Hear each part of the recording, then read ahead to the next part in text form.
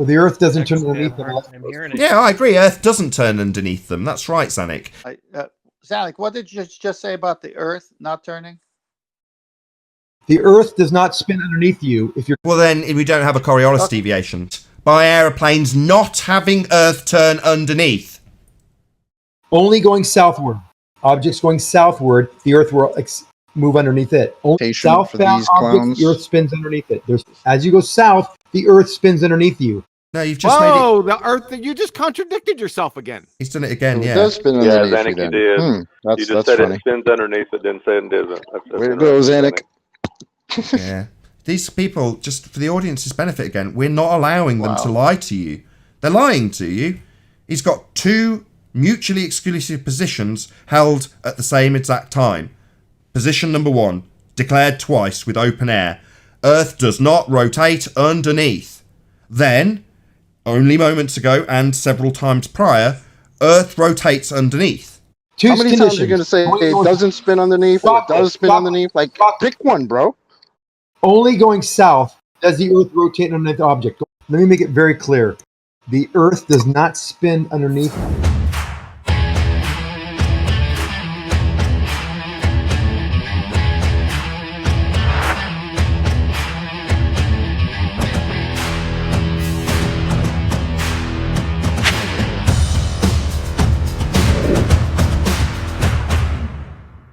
I mean, they're insane. 10th man is still confused in Coriolis. What? I said 10th man is still very confused about Coriolis. Define Coriolis. Apparent deflection in a rotating reference frame. And what else? It's a pseudo force. And then inertial. You need 2 reference frames, knucklehead. You understand you need 2 reference frames. 2 reference frames. Yeah, 2 reference frames. So about the 2 reference frames.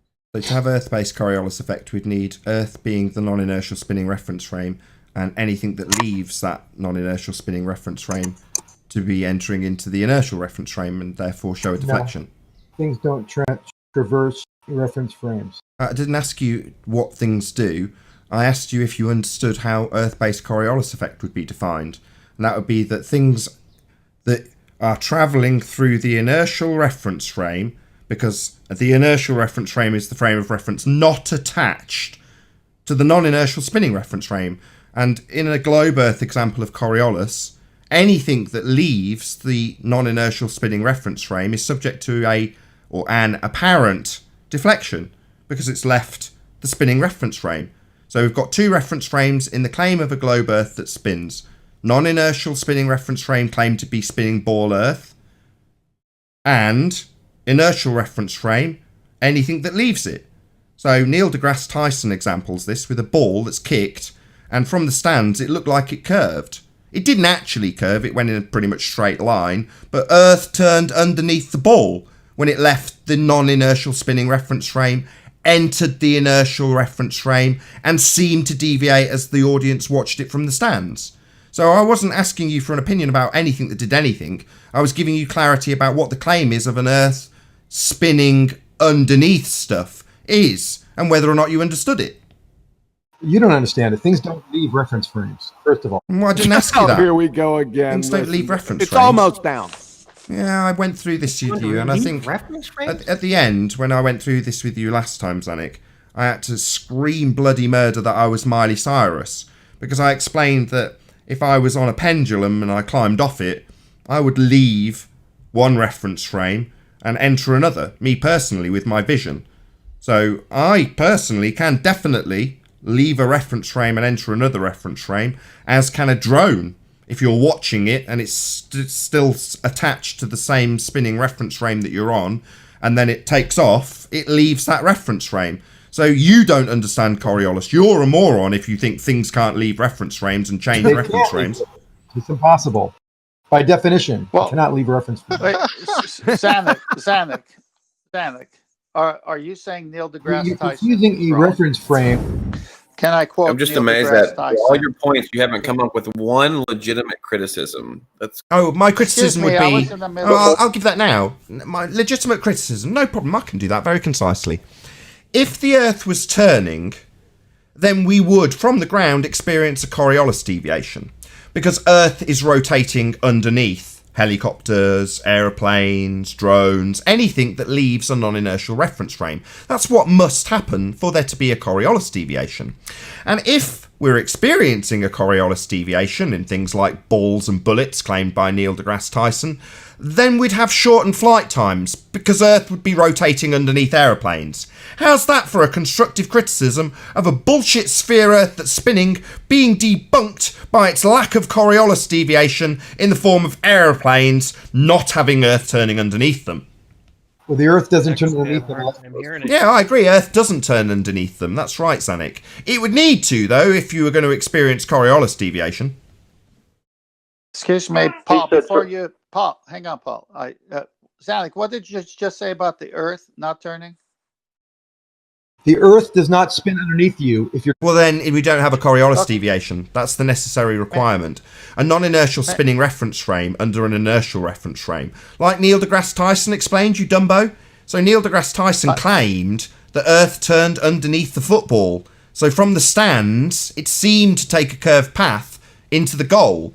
But really, the ball travelled straight according to Neil deGrasse Tyson, and the Earth and goalposts turned underneath. That's why it seemed to take a curved path from the stands. It didn't actually take a curved path. It was the Earth claimed to be turning underneath. The problem with that assertion from Neil deGrasse Tyson is, if the Earth's turning underneath the ball as it travels through the air, then it also turns underneath an aeroplane as it travels through the air. And if Earth's turning underneath aeroplanes as they travel underneath the... if Earth turns underneath aeroplanes as they travel through the air, then you have reduced flight times. But we don't. For an example, Charlotte to LA would take an hour and a half if Earth was rotating underneath, because you're travelling west and LA is coming towards you if Earth was turning underneath. But it doesn't. We have a 4.5 hour flight time because Earth isn't turning underneath anything. As correctly identified by Zanik, Earth is not turning underneath. But that's what would give you a Coriolis effect. Earth turning underneath stuff like Neil deGrasse Tyson says. But even at trench level, they have to try and claim it doesn't turn underneath. It's actually spinning together with the atmosphere, violating laws of gas. But there we go, we won't get into that, because we can just debunk the claim that we have Earth-based Coriolis effect, because that would require Earth turning underneath, and our opponent in this regard, Zanik, is telling us Earth doesn't turn underneath. Well, if it doesn't turn underneath, no Coriolis effect. Spinning Earth debunked, because that's the claim we have that proves spinning Earth, according to Neil deGrasse Tyson, a Coriolis deviation, and not actual deflection of a ball, because Earth turned underneath, is what Neil deGrasse Tyson's claiming, proving spinning Earth. But these fundies here, they say no, Earth doesn't turn underneath. Therefore, Neil deGrasse Tyson's wrong. We don't have Coriolis deviation. We don't have a proof that Earth spins, then, because that's the proof that Earth spins according to him. Well, Could you repeat that again, like 5 times in a row? Hold on. So let me make it very clear. The Earth does not spin underneath. We know, and it would need to have a Coriolis deviation, Zanik. For there to be a Coriolis deviation, if you're on a roundabout and you throw a ball in the air, if the roundabout's not spinning underneath the ball when you throw it up in the air, there's no deviation if the roundabout's not spinning. But if you spin the roundabout and then throw the ball, the roundabout spins underneath. That's what gives you Coriolis effect. So if Earth's going to give us Coriolis effect, it must spin underneath, Zanik. But like you say, it doesn't. And if it doesn't spin underneath, we've got no Coriolis proof in the form of an Earth turning underneath. Because that's what you need, mate. Conservation of linear momentum. Well, that's not Coriolis effect. Well, sorry. It's okay, guys. Let me just explain. He's dumb. No. Neil deGrasse Tyson wasn't claiming conservation of linear momentum proves Earth spins. He was claiming Coriolis effect proves Earth spins, you moron. So you need to contact your Neil deGrasse Tyson priest and tell him that he should be arguing for conservation of linear momentum to prove that Earth's spinning. No, mate. Conservation of linear momentum wouldn't prove Earth spins. That's why it's not talked about by Neil deGrasse Tyson. He talks about Coriolis effect, you muppet. going northward. Hang on, Zanuck. I'm going to quote Neil deGrasse Tyson. You can quote him all you want. Twitter. I thank you. Just let me, if you would. Neil deGrasse Tyson, October 11, 2015. Today's at Bengals winning overtime field goal was likely enabled by 1/3 in deflection to the right, caused by Earth's rotation. End quote. Yeah.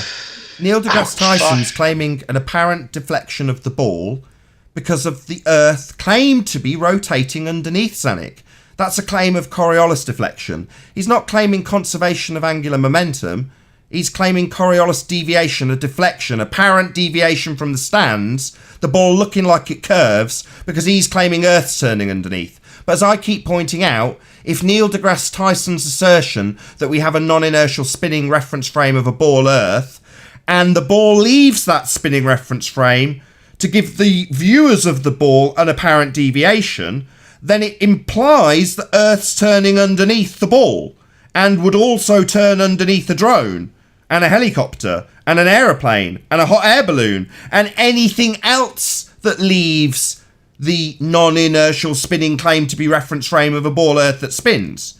But the fact that there isn't reduced flight times from Charlotte, North Carolina to LA, flying west, Earth turning underneath would give you LA coming towards you as Earth turned underneath the plane, and it would reduce the flight time to an hour and a half. But that doesn't happen. Therefore, the stupid nonsense asserted that we have a Coriolis deviation, asserted by your priests, not by you, you're a moron.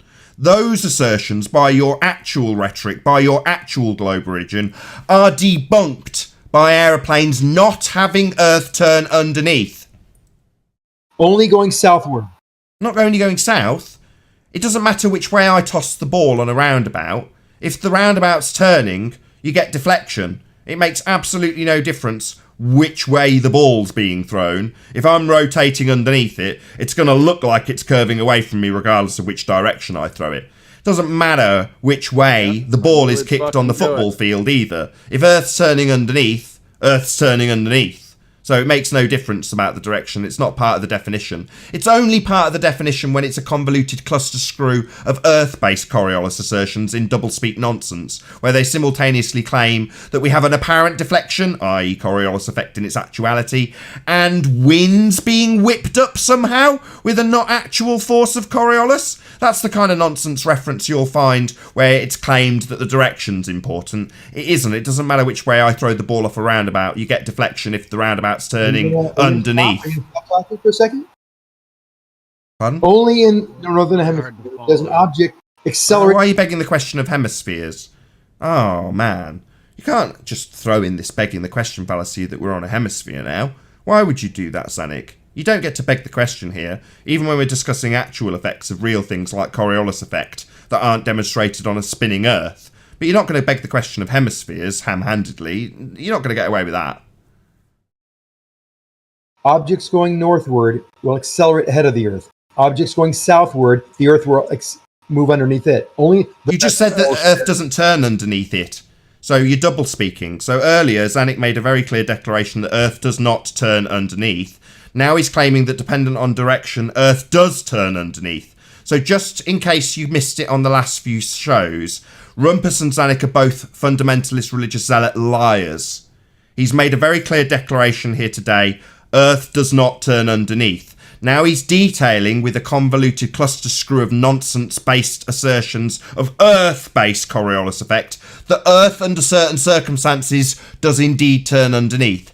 It doesn't. It's either turning underneath or it's not turning underneath. And the claim that is asserted to prove that Earth is spinning is that it's turning underneath, as detailed by Neil deGrasse Tyson.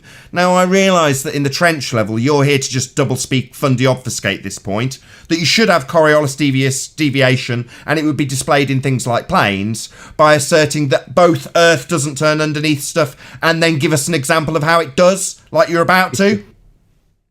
Not northward. Nathan, Northbound objects, I they have accelerate my ahead of favorite the Earth. citation for Southbound these objects, clowns. the Earth spins underneath it. He's just said it again. Earth spins underneath it. Southbound objects, Earth spin underneath. He's a liar. He's made it very clear earlier. We got it nice and clear without interruption. The Earth does not spin underneath. Now he's saying the complete contrapositive, a complete contradiction. He's now saying under certain circumstances, it does turn underneath. So it's a fundamental contradiction from a liar selling you a religion. That's why he's got to lie. That's why he needs something that should be mutually exclusive, something that should be constant, happening under certain circumstances that he'll double speak fundy mute me around and talk through every word I say when I'm detailing how he's lying with two different positions held in contradiction. Yep. Let me finish a sentence. Nathan, I have my favorite citation for this in Ballbusters, if you want to pull that up real quick. Yeah, sure. Do you want to read it out? I've got it up. That's been provided to me by Kosho and provided to other flat earthers by M. Scott Reach or whatever his name is.